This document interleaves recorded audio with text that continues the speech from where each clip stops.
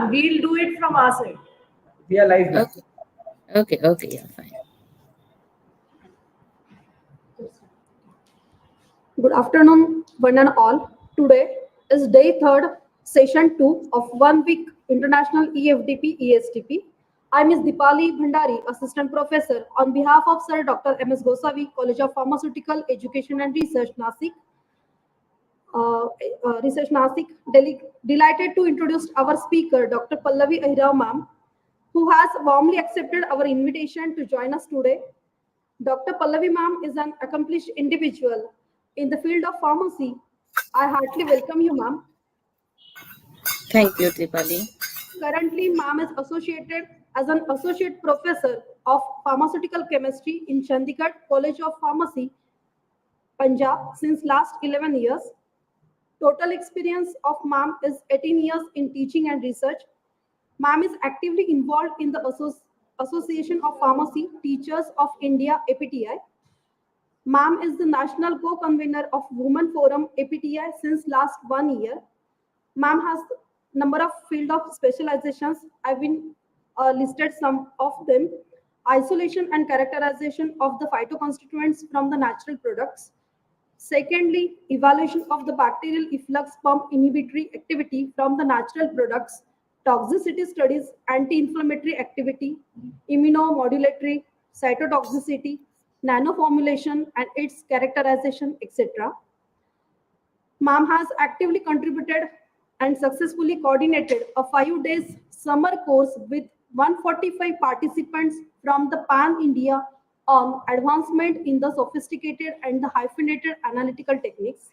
Also, a life member of various associations including Indian Pharmaceutical Association, Association of Pharmacy Teachers of India, Society of Pharmaceutical Education and Research, Indian Hospital Association. She has conducted several scientific webinars, workshops, and seminars with the audience of Pan India. Also, attended around 90 conferences, seminars, and workshops, and 3 certificate courses of JCR, London School of Hygiene and Tropical Medicine, and from the University of Cambridge. Ma'am has 15 international publications in her credit. Also, the 2 book chapters in CABI and the Springer Nature Publishers, and 3 patents. I heartily welcome you, ma'am. Ma'am is going to deliver a topic on antimicrobial resistance natural products as a potential source of bacterial efflux pump inhibitors. Over to you, ma'am. Thank you so much, Dr. Dipali, for kind introduction.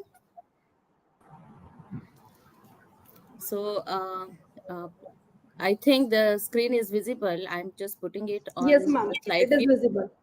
Yeah. So, good afternoon, everyone. So, this is my topic for the presentation is antimicrobial resistance, natural products as a potential source of bacterial efflux pump inhibitors. And this e-FDP is the theme of it is current pharmaceuticals in the perspective of social perspective, academics, research, and ethics. So I thought that this slide, the work which I'm going to present today, will be comprising both the social aspect as well as research and academics also. Because in academics, in medicinal chemistry or in pharmacology, we study microbial resistance and antibiotics chemotherapy chapter. So what resistance is, why antimicrobial resistance is called as the declared as global risk by World Economic Forum, and how to combat that. That is going to be a very important and major role which will be played by the medical as well as research community. So I have worked on natural products as potential source of bacterial efflux pump inhibitors, and that is my research area on API to combat the antimicrobial resistance. So before moving on to my presentation, I just would like to give 1 or 2 minutes on this slide first. In this, we can see that these are the this slide tells about the what efflux pumps actually are and what will happen if these efflux pumps are inhibited. So here when a drug or in the form of antibiotic is given, The antibiotic will enter into the cell and will show its antibacterial activity or bacteriostatic activity by killing it or by stopping the growth of bacterial cell. But what happens, like this antibiotic or any drug for that matter enters into the cell and the sufficient MIC do not remain inside because of the abundant presence of this efflux pump. So what these efflux pump actually are? So these are nothing but these are protein pumps which are embedded on the cell wall like this. You can see here the antibiotic entering into the cell wall, but these efflux pumps are responsible to efflux out these antibiotics.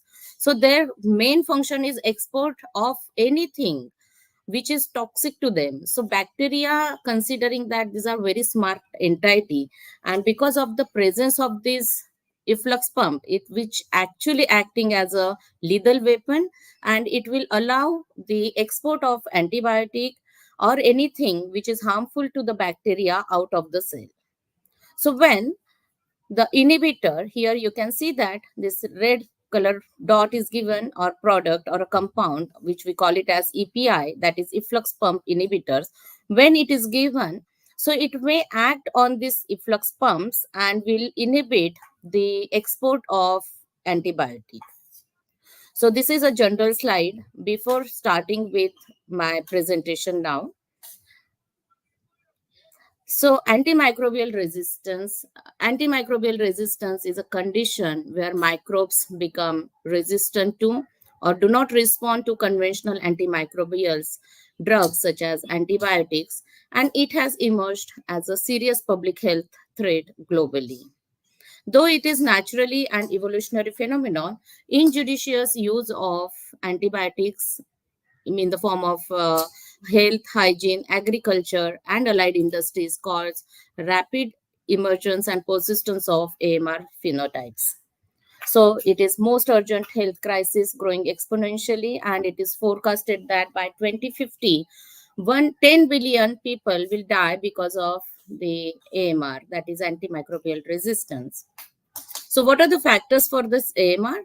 So population explosion, industrial expansion, then globe of migration, OTC access of antibiotics, rapid emergence and spread of resistant pathogens. Secondly, imprudent usage of antimicrobials. This further aggravated threat of AMR. Then there are certain AMR genes which are enriched in bacterial population due to rampant antibiotic usage in hospitals, agriculture, poultry, and animal husbandry. And from 2000 to 2010,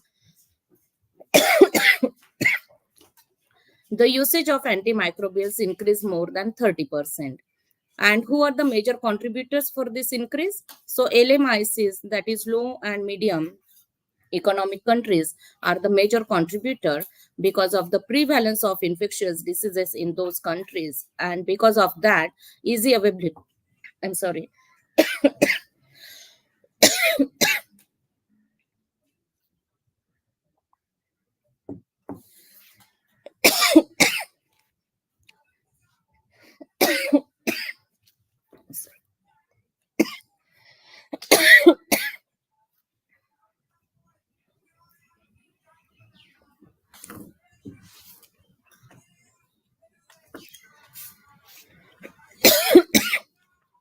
so there is an easy availability of antimicrobials. So where it is distributed? So it is distributed both in community as well as hospital acquired resistance.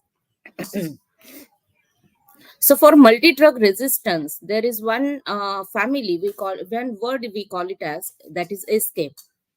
So what this escape is nothing but these are life-threatening infectious diseases which are caused by 6 types of pathogens.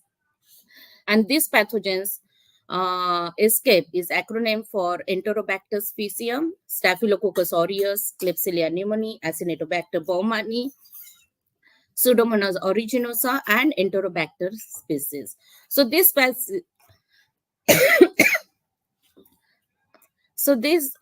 escape pathogens are responsible for multi-drug resistance. And as I mentioned in my previous slide, introductory slide, that efflux pumps are the most lethal weapon. bacteria possess to develop resistance. So infectious diseases mainly caused by gram-positive and gram-negative bacteria. And gram-positive bacteria, the difference in gram-positive and gram-negative is the presence of outer membrane in gram-negative bacteria, which makes them more lethal. And the infection, which is because of gram-negative bacteria, is responsible for most of the mortality and morbidity in population. And what are the mechanisms by which the AMR develops, or bacteria cause resistance to these antibiotics? So here I can show you this diagram wherein we can see that there are mechanisms by which a bacteria show resistance to the antibiotics. So here in first case, we can see that there is decreased uptake of antibiotic inside the bacterium. And why it take place? So it may take place because of the some changes on the bacterial cell wall, which causes bacterial cell wall, which causes the which inhibit the influx of antibiotic inside the cell. Then there are some target alterations can take place wherein antibiotic may not reach up to the target. Maybe it's DNA or ribosomes, and the protein synthesis get halted. Third is by alternative enzymes. So in case of alternative enzymes, again antibiotic or a drug cannot bind with the enzyme which it has to bind and show activity. And then the fourth, presence of some inactivating enzymes. These inactivating enzymes may be present inside the bacterium, or it may be there on the cell wall itself, and it inactivate the antibiotic. So by maybe chemical modification or something. And then lastly, the presence of these efflux pumps. So here you can see that, so presence of efflux pump allows the export of antibiotic from the cell, thereby reducing its minimum inhibitory concentration. So these are few mechanisms by which the resistance to antimicrobial take place. So antimicrobial resistance are of two types, intrinsic and acquired. Intrinsic means the innate ability of the bacterium to resist a particular class of antibiotic. So there are some bacteria which particularly inhibit only one type of antibiotic, and there are certain bacteria which inhibit a particular class as well as other classes of antibiotics. So we call that resistance is the MDR, that is multi-drug resistance. And as I mentioned, these escape pathogens are responsible for MDR. Then second type is of acquired resistance. And in acquired resistance, there is emergence of resistance by bacteria, maybe mutational or transferable drug resistance. And this acquisition may be temporary or permanent. But intrinsic resistance is always a permanent one. And again, there are mechanisms of antimicrobial resistance. As I mentioned earlier, like mutation is there, inactivation or modification on the antibiotic, then genetic elements are involved, and then cell wall modification or alteration, and then expression of cell wall porins, resulting in decreased influx of antimicrobials. And lastly, the most important is overexpression of efflux pumps. So when did this efflux pump came into notice? So early 1990s, efflux pump in bacteria became the new target in microorganism. And the first time it was reported in E. coli bacterium because E. coli caused tetracycline resistance. And the classification of these efflux pumps are, mainly 5 types are there. These are small multi-drug resistance family, adenosine triphosphate binding cassette superfamily, major facilitator superfamily, multi-drug and toxic compound extrusion family, resistance nodulation division family. So out of this, resistant nodulation division family is found only in gram-negative bacteria, whereas rest 4 are found in both gram-positive as well as gram-negative bacteria. Now, this is the diagram where this is a figure wherein what these families are, what efflux pumps are, what are substrates they take it out or export, and what energy is required, and from where this energy comes for the efflux, that I will explain you here. So this is a membrane, cell wall membrane, and this is the outer membrane, and this is inside the membrane, that is cytoplasm. And these families like major extrusion, toxic compound extrusion, MFS, that is major facilitator superfamily, SMR, that is small medium multi-drug resistance family, RND is resistance nodulation division family, and ABC is ATP binding cassette family. Okay, so now here, as I said, that MATE, MFS, SMR, and ABC, these are the families which are present maybe in gram-positive or gram-negative, but this R&D family exclusively present on gram-negative bacteria only. And what is the difference in gram-positive and gram-negative? Here we can see that the complex structure of gram-negative is becomes, because of complex structure of gram-negative, the gram-negative bacterial infection is very lethal. And these are the substrate. So here I will take only one example of a family, that is MFS, multi-drug, MFS, that is major facilitator superfamily. And why MFS? Because in MFS, which is predominantly and exorbitantly available or present in Staphylococcus organisms.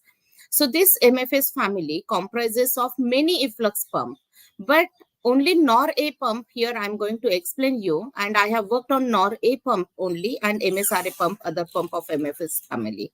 So NOR-A, why NOR-A? Because NOR-A pump has extensively studied, and recently, like in 2022, its crystal structure is also available. So earlier, NOR-A crystal structure was not present, and that time the homology models were used to study the efflux pump activity.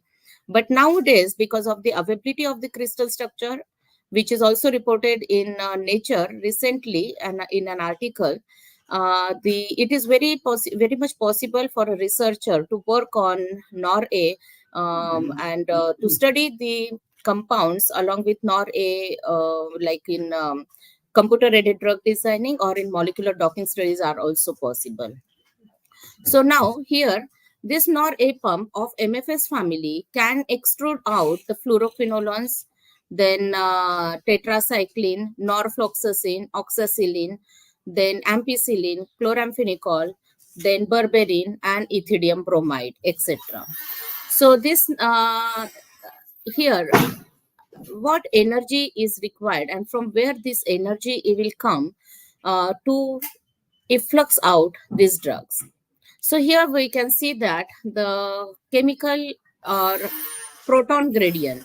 So proton gradient and sodium gradient are responsible to give energy for MATE, MFS, SMR, and RND family to efflux out the drugs. Whereas in case of ABC type of family, it is hydrolysis of ATP. So hydrolysis of ATP will generate energy, and that energy will be utilized by the pump to efflux out the drug.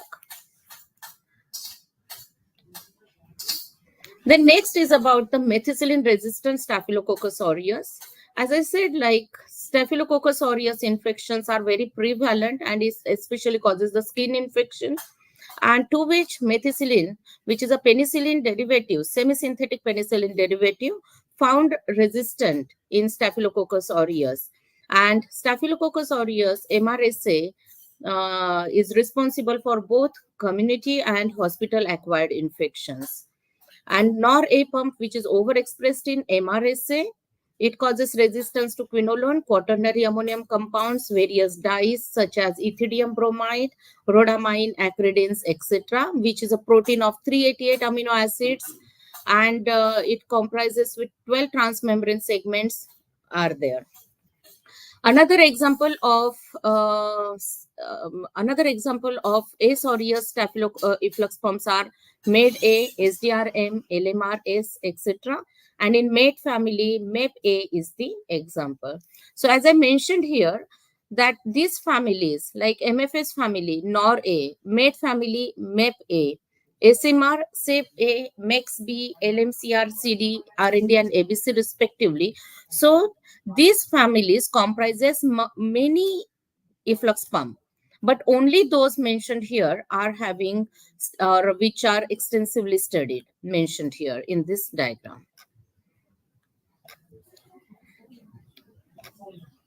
So next is efflux pump and its clinical relevance. So far, I hope that you have understood what efflux pumps are and what is their mechanism and why the efflux pump are responsible to cause the antimicrobial resistance. So these efflux pumps can confer in MDR resistance. They can add themselves to other resistance mechanism, and hence efflux pumps can be seen as a new target for inhibition. So efflux pump inhibitors, what influx pumps inhibitors are and what would they act? So they restore the activity of the drug in resistant cell, both resistance acquired as well as intrinsic resistance.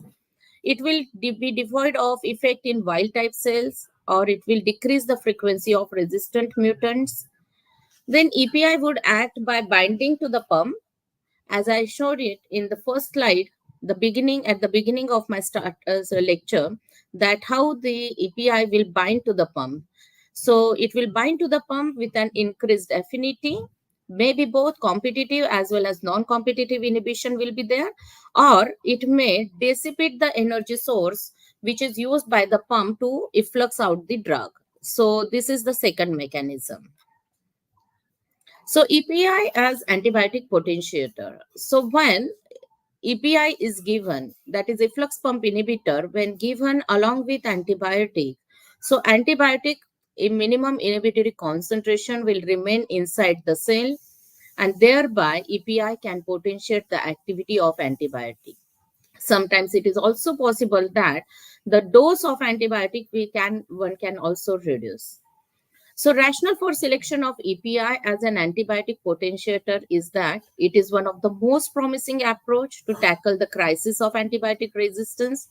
Secondly, reversal and removal of acquired as well as intrinsic antibiotic resistance respectively, and it can be achieved via inhibition of drug transporters. Thirdly, it reduces the frequency of resistant mutant strains and physiological tolerance to antibiotics. And lastly, the efflux pump inhibitors could also be implemented as weapons to reduce the bacterial resistance. Now, what are key aspects that how this API should be, how it should act, whether a combination is available? So API should lack any form of pharmacological activity of the host, but it may possess some antibacterial activity. It may deplete the energy source used by the pump. It should directly bind to the pump with an improved affinity or restrict access to the binding site for the drug. That is both competitive as well as non-competitive inhibition. A complex of API and antibiotic may enhance entry of antibiotic into the cell. Then some parameters like calcium channel inhibition and cytotoxicity limits the use of several APIs in clinical settings. So, is there any available API available in market? So far there is no. Till now there is no API or antibiotic combination available in market because of these limitations. So, what is the focus? The focus should be to deliver a clinically relevant API with high therapeutic index and to develop a synergistic dose of antibiotic with that of API. So, several preclinical studies are reported in last few decades of antibiotic API combination, but no clinically approved antibiotic API combination available. So synthetic and natural products antibiotic APIs combination proved beneficial, and hence natural products will prove as a potential source of API because of the numerous scaffold structures present in natural products which can be utilized. So why natural products as a source of API? So natural products provide bioactive molecules which are highly regio-enantio distereospecific and shows activity against both infectious and non-infectious diseases. APIs restore the clinical efficacy of earlier antibiotics, enhances potency, and or reduces their resistance development. Then numerous natural products are known to act as APIs.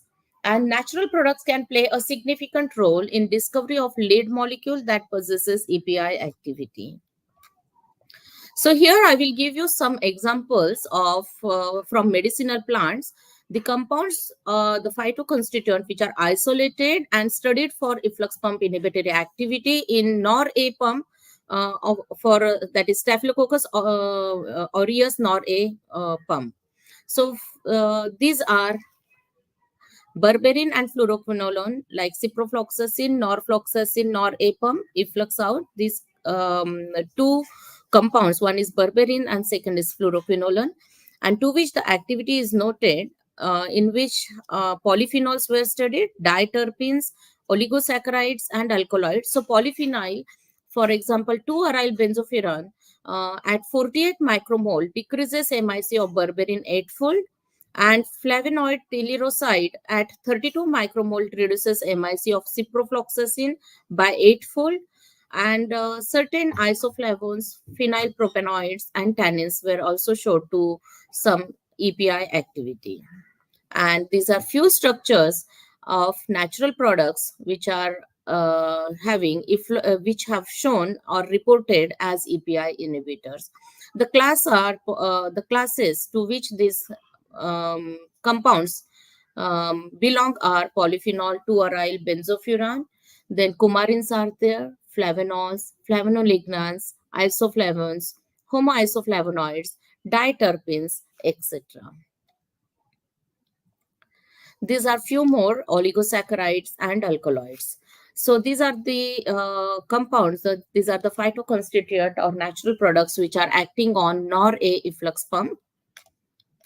The second pump, which is again prevalent, is MSRA pump.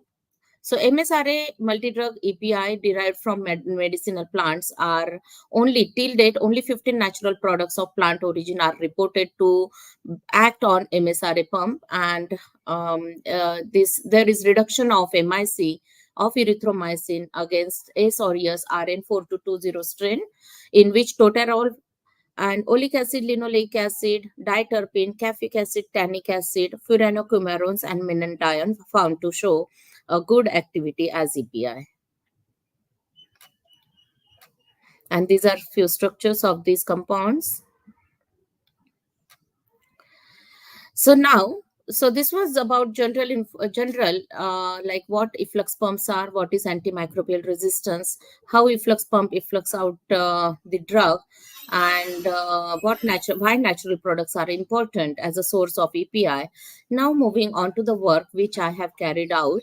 So in my research work, I have selected few plants, around 5-6 plants, and out of these 5-6 plants, the 4 plants were studied extensively, and I isolated compounds which have shown us a very good efflux pump inhibitory activity. The first plant I had taken for this research is Alpinia calcarata, family Zinziberaceae. In Hindi, Alpinia calcarata is named as Kulanjan, and then other names are also there. And in traditional medicine, the hot ethanol extract and hot water extract of Alpinia calcarata are used for fever, stomachache, rheumatism, anti-inflammatory, and antioxidative properties.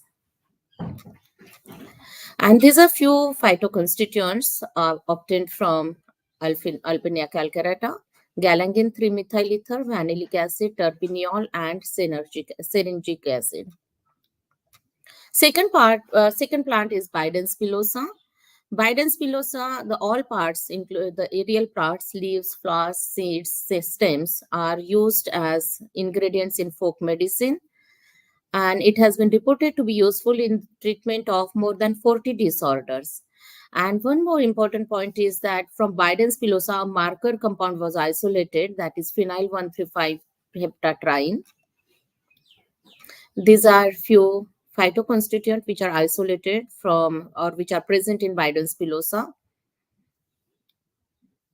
Third plant is Piper cubeba, family Piperaceae, and the Piper cubeba fruit shows the antimicrobial activity against Streptococcus salivarius at MIC 80 microgram per ml, and in which the negative cubebin displayed MIC value against Streptococcus metitis. And this is piperine, cubebin, tetramethoxyflavone, and then dihydroquinone. Fourth plant is Cider cordifolia, and again Cider cordifolia exhibited antifungal activity, and then alkaloids and some flavonoids are major bioactive principle found in Cider cordifolia roots and aerial parts.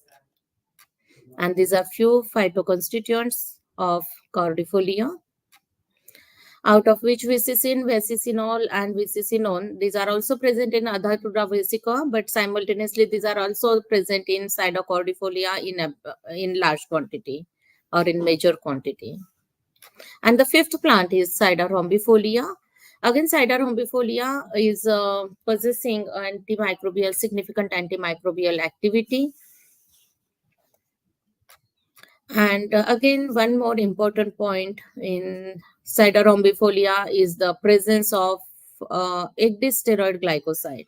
So ecdysteroid glycoside was the first time it was reported. It was altogether a new glycoside, and it was first time reported in Cider rombifolia. So these are the structure. This is ecdysteroid compound. It is a glycoside. Now, how did I proceeded with this work? So the first thing is collection of the plant, and then we prepared the extract of the selected medicinal plant, and we then studied its preliminary in vitro screening for API activity, evaluation of extract for MIC, modulation, accumulation, and efflux effect in S. aureus strains. After getting this extract showed the EPI activity, as I mentioned, I had taken 5-7 plants, but out of which only 4 plants extract showed the good EPI activity. So these further plants were studied, and the compounds were isolated, characterized from this active extract. The isolated compounds then were studied for the EPI activity.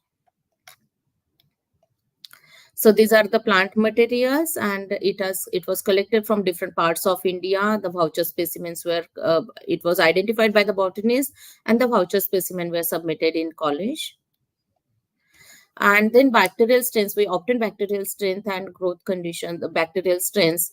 So for my study, I used Staphylococcus aureus strains SA1199, SA1199B, SAK1758, RN4220, and ATCC 25923.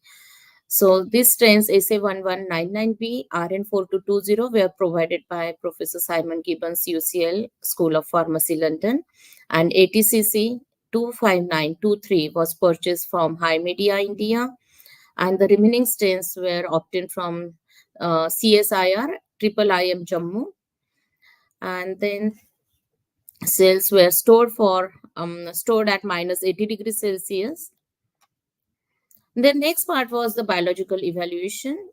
In biological evaluation, all the biological assays were carried out at CSIR, Institute of Microbial Technology, MTech, Chandigarh.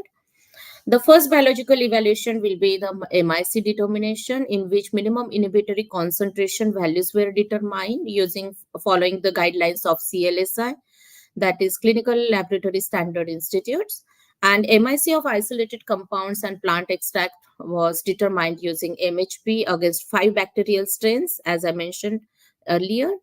And the FIC were calculated, that is FIC is fractional inhibitory concentration. Say, for example, FIC of A, that is will calculated as MIC A in presence of B upon MIC A alone.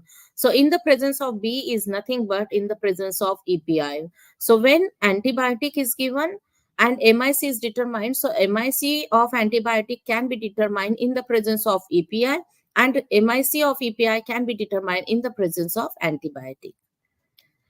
Then second is modulation assay.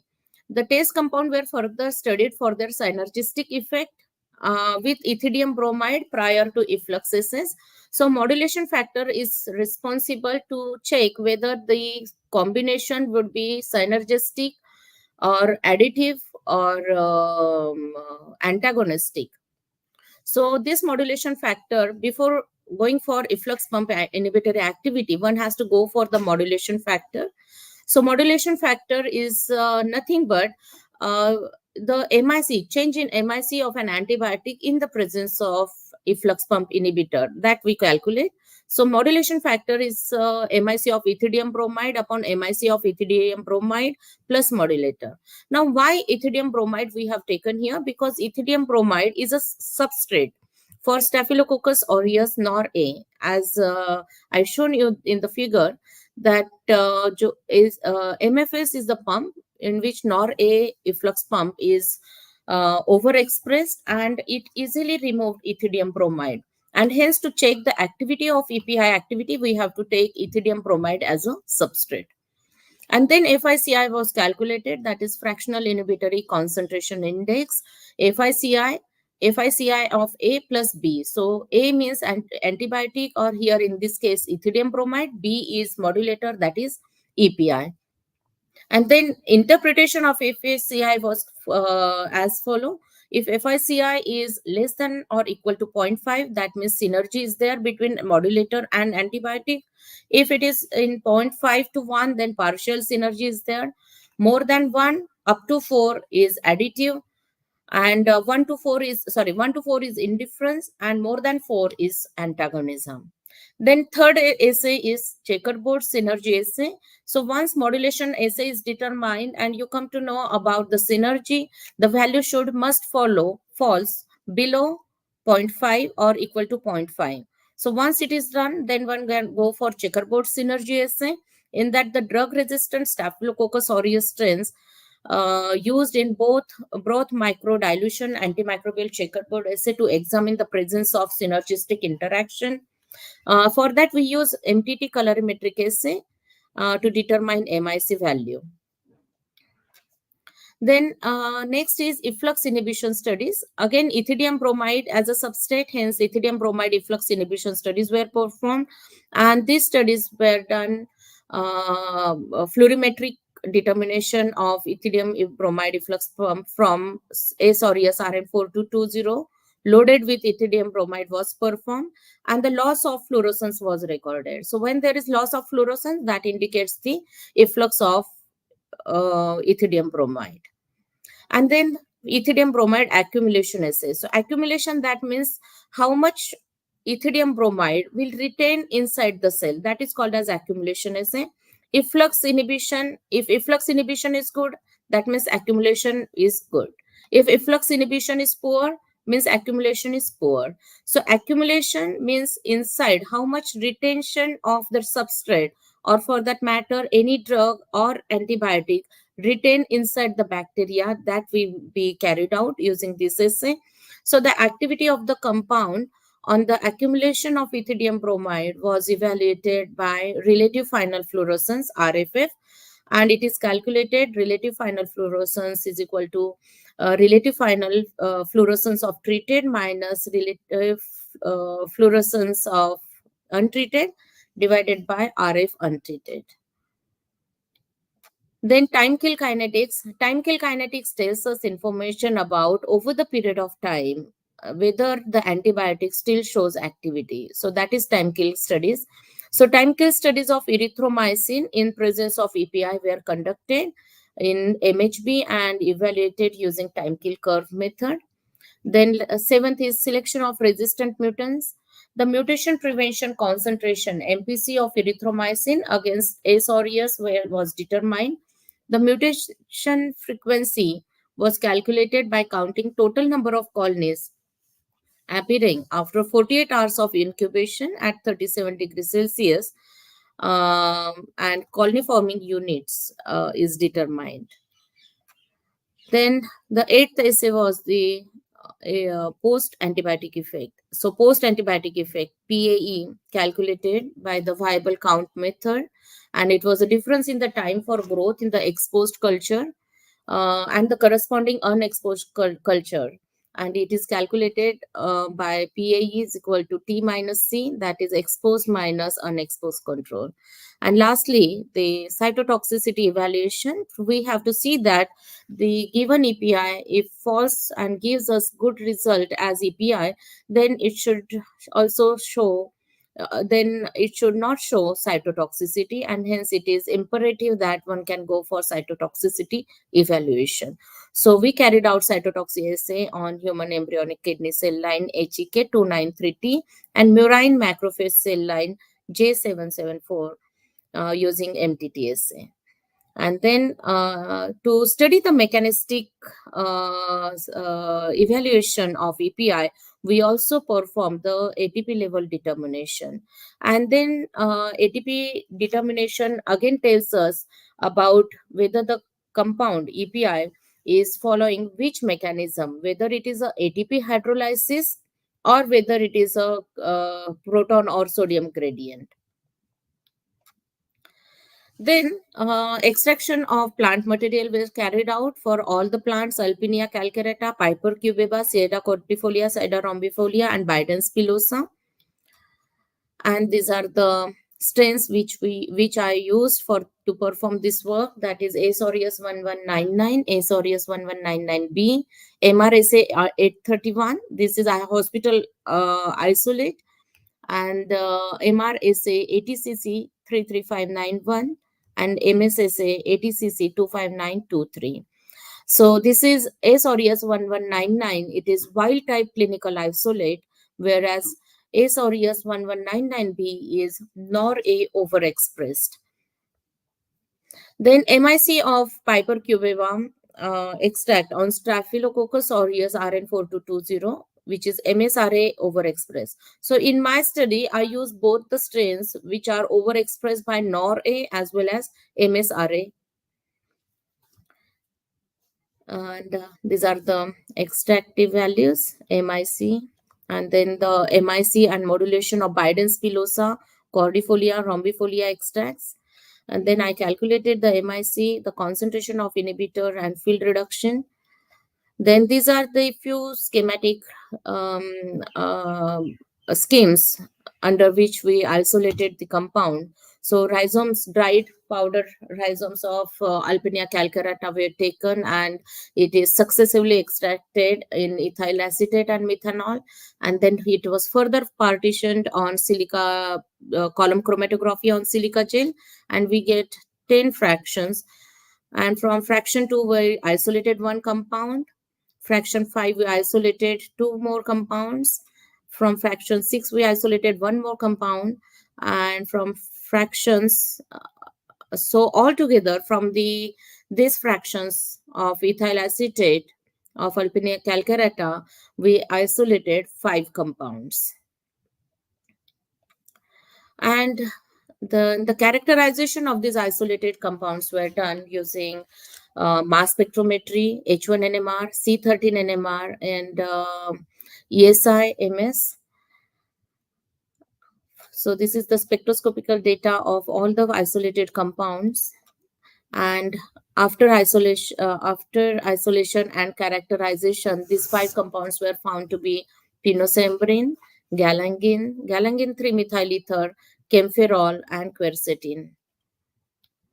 And then the API activity of these isolated compounds were studied. So in the preliminary studies, when the extract of Alpinia calcarata showed API activity, then we went for isolation characterization, and further the isolated compounds were checked for its API activity.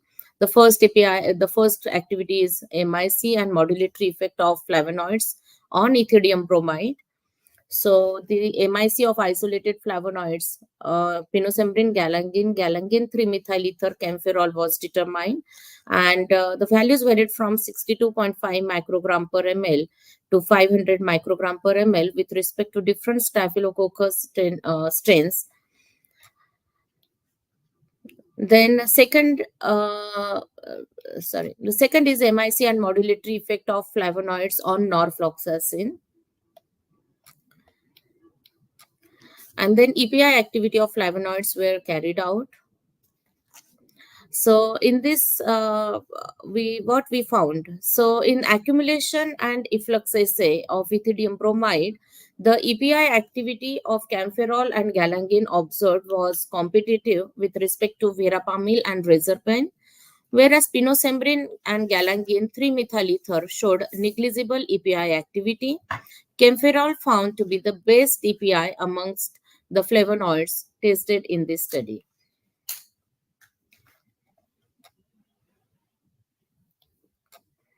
Then dose response study of flavonoids were also carried out. The galangin and camphorol showed significant API activity at 31.25 microgram per ml concentration.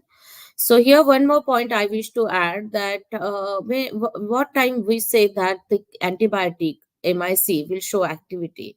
So antibiotic or the MIC is the one whose minimum inhibitory concentration should be less than 125 microgram per ml.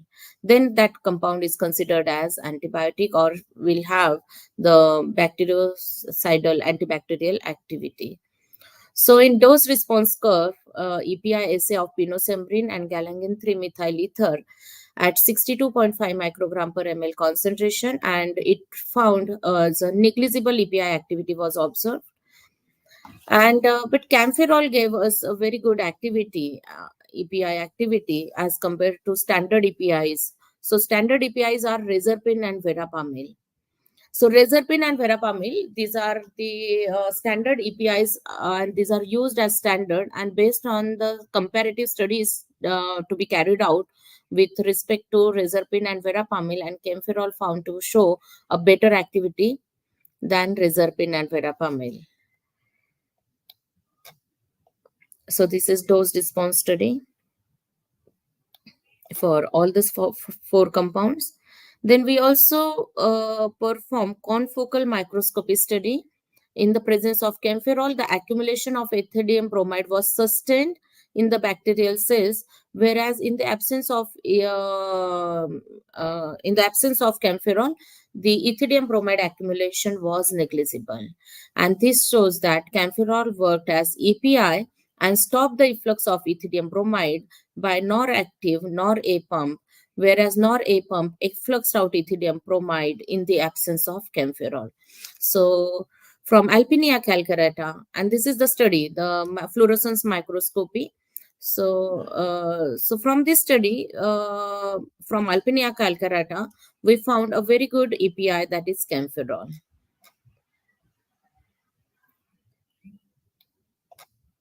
And these are some data of modulatory activities of all the compounds. And then I published this work in Biologia. Then second plant is Piper cubeba. Again, the Piper cubeba were macerated in methanol and successively extracted.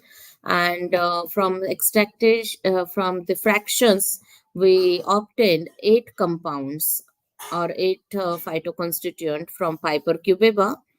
And these are the quantity in milligram we isolated.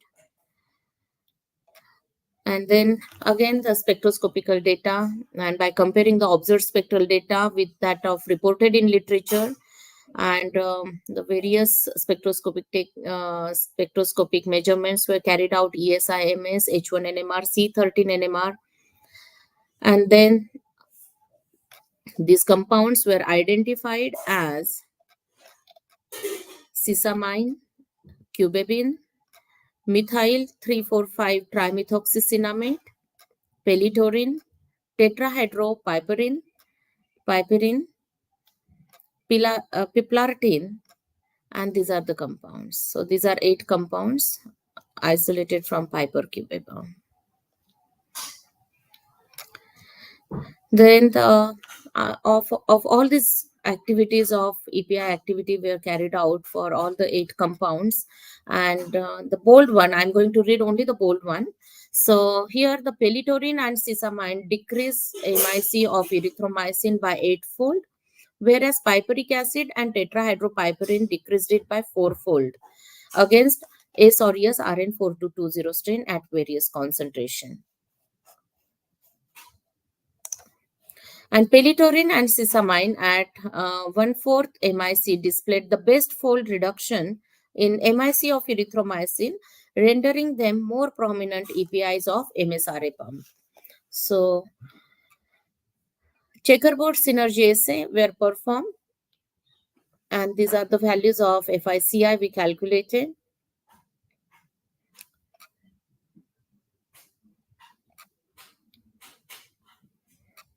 Third was ethidium bromide efflux inhibition. So again, pelitorin and sesamine at 1/4 MIC displayed higher ethidium bromide efflux inhibition potential compared to piperic acid and tetrahydropiperin. And this is the fluorescence-based determination of ethidium bromide efflux by SRES RN4220 cells in the presence and in the absence of 4 compounds at concentration. And this is time kill. B is time kill kinetic studies for pelitorin, sesamine, piperic acid, and erythromycin. And then accumulation assay, ethidium bromide accumulation assay. So values above 1 in the presence of efflux inhibitor revealed enhanced accumulation of ethidium bromide inside the cell. And at 1/4 MIC, pelitorin and sesamine showed higher RFF values, displaying their enhanced ability to efflux inhibition. And these are RFF values. Based on that, these are the 4 compounds: pelitorin, piperic acid, sesamine, tetrahydropiperin. So RFF value is higher in case of pelitorin and sesamine. Then time kill kinetics. In time kill kinetics study, ethidium bromide efflux inhibition assay and time kill kinetic study were done in the presence of pelitorin and in MHB and evaluated it. Then this is selection of resistant mutants were performed. Due to lack of time, I'm just skipping out the slides. Then post antibiotic effect were carried out, and erythromycin exhibited PAE 0.45, 1.05, 1.79 R at 0.25 MIC, 0.5 MIC, and at 128 microgram per ml. And at the same concentration of erythromycin, when it is tested in combination with pelitorin at 16 microgram per ml, it resulted in significantly prolonged PAE, that is post antibiotic effect, by 1.1, 1.5, and 2.43 hours respectively. So it shows that post antibiotic effect enhanced in the presence of API or pelitorin, which is isolated from Pipercubebum. And then this was the mechanistic studies we carried out, that is intracellular ATP level determination. In that, we studied evaluate the effect of pelitorin, piperic acid, tetrahydropiperin, sesamine on the intracellular ATP level in RN4220 MSRA overexpressed strain. And then we found that MSRA is a ATP, ABC type of efflux pump, and it utilizes ATP as a source of energy to efflux out substrate of the pump. And this is the effect of pelitorin, piperic acid, THP on ATP levels. And lastly, we carried out cytotoxicity evaluation and found that pelitorin, sesamine, piperic acid, tetrahydropiperin showed no cytotoxicity at IC51 256 microgram per ml and more. And this work of Pipercubeba I published in Chemistry and Biodiversity. The third plant is Cytocordifolia. Again, it was successively extracted using insoxlate apparatus, and we isolated here. These are the various schemes, and total 8 compounds we isolated from Cytocordifolia. And these were studied and the spectroscopic characterization of these 8 compounds were carried out using H1 NMR, C13 NMR, ESIMS, and few compounds like SC4, SC5, SC6 were confirmed by co-TLC with the reference standard.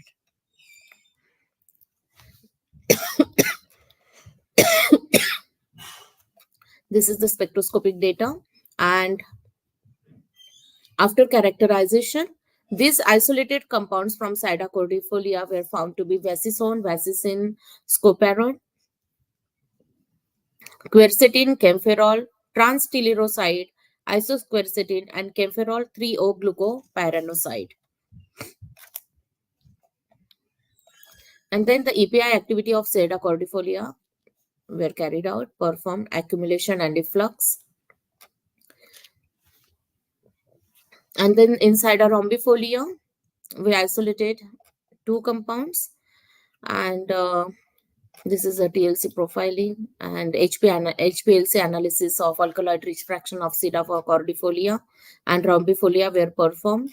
And this work is published in International Research of Journal of Pharmacy. And then the last is extraction of Biden spilosa. So only the extractive values were calculated. And then lastly, conclusion. So methicillin resistant Staphylococcus aureus is of particular concern among MDR microorganisms responsible for both community and hospital acquired infections. NOR-A and MSRA efflux pumps are reported in MRSA and Staphylococcus aureus. NOR-A pump efflux pump provides resistance or less susceptibility to quinolones, quaternary ammonium compounds, reserpine, and various dyes such as ethidium bromide, rhodamine, acridine. Natural products are reported to be inhibitors of NOR-A efflux pump in MRSA and MSRA pump in S. aureus. The skipping in view of literature of NOR-A, and MSRA efflux pump, natural product origin, and importance of medicinal plants as an attractive source of EPIs. So in case of Alpinia calcarata rhizomes, the study was performed on wild type S. aureus 1199, NOR-A pump overexpressed S. aureus 1199b, and NOR-A knockout strain S. aureus K1758. And of 5 isolated compounds, the compound galangin and camphorol showed the potential inhibitory activity of the intrinsic efflux pump system. In case of Piper cubeba, the bioassay-directed fractionation yielded 4 bioactive compounds: pellitorin, sesamine, piperic acid, and tetrahydropiperin. And in MSRA overexpressed S. aureus RN4220, the modulation effects were as a result of MSRA efflux pump inhibition by all these 4 compounds. And in that, again, both accumulation and efflux of ethidium bromide indicators of the involvement of efflux pump in resistance mechanism. So no cytotoxicity were observed in all these 4 compounds of Piper cubeba. Pellitorin and sesamine were the most potent among all. And for the first time, we report that pellitorin, sesamine, piperic acid, tetrahydropiperin as novel EPIs, and they exhibited specific inhibitory effect against MSRA efflux pump of S. aureus, which contribute to their synergistic effect with erythromycin against this strain. So exploration of these 4 compounds with respect to their in vivo efficacy and toxicity could lead us to obtain more potent APIs. The methanol extract of aerial parts of cordifolia and rhombifolia showed weak modulatory activity in NOR-A overexpressed S. aureus 1199b strain, and 2 alkaloids, vasicin, vasicinone, and 5 flavonoids, including quercetin, camphorol, transtyliroside, isoquercetin, camphorol 3-O-glucopyranoside, were obtained. And these are vasicin and vasicinone were identified in alkaloid-rich fractions. And this is the few more data. So in conclusion, this study provided insight into bacterial modulation and EPI activity of S. cordifolia and rhombifolia, as well as phytochemical investigation of both these.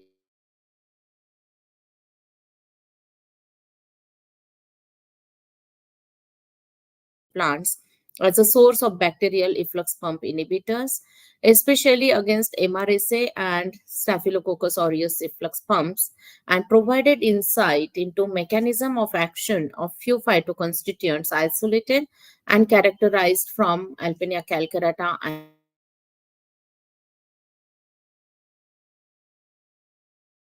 principal of Chandigarh College of Pharmacy, Landra, for providing necessary facilities to carry out this work. And I'm also thankful to Dr. Hemraj Nand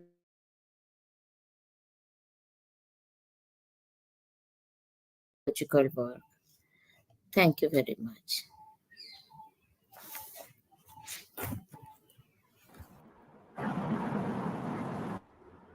Thank you so much, ma'am.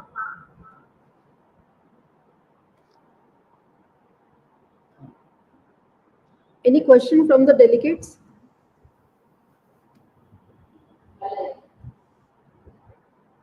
Ma'am, there is one Yes. question from the Tushar Ukari. He is asking, ma'am, can we get sample species like S aureus? If yes, how should we proceed for the same?